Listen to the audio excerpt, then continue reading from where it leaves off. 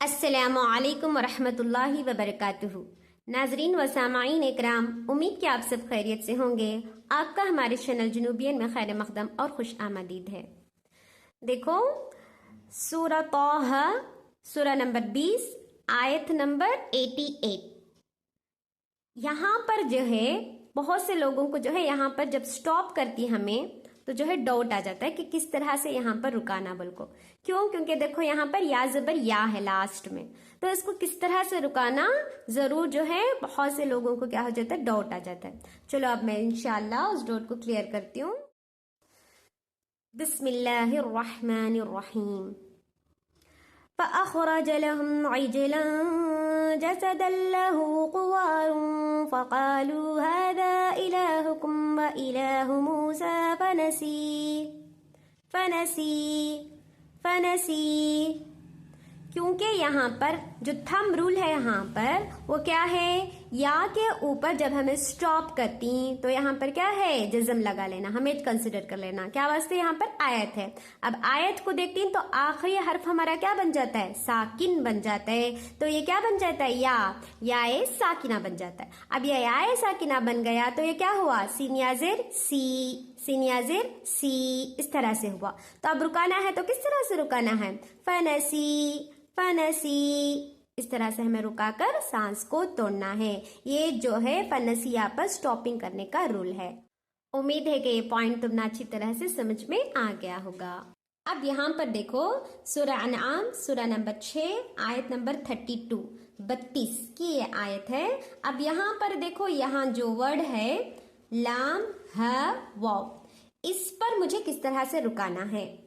बहुत जने को ये डाउट आ जाता है ना, जब यहाँ पर हमें रुकाती कि कहते हैं यहाँ पर ता का सिंबल देकर है। अब मुझे यहाँ पर क्या करना है, रुकाना है। अब मैं जब इसे रुकाती हूँ तो किस तरह से रुकाना है, चलो देखेंगे।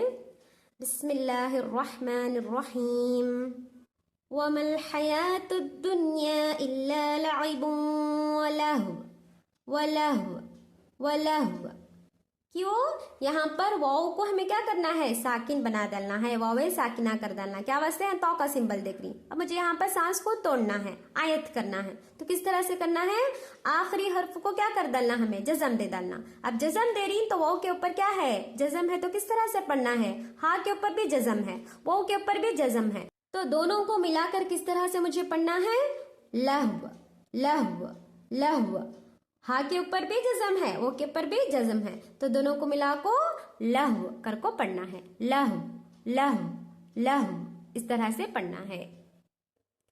अब यहाँ पर देखो सूरतुर रहमान की आयत है, आयत नंबर 29 है।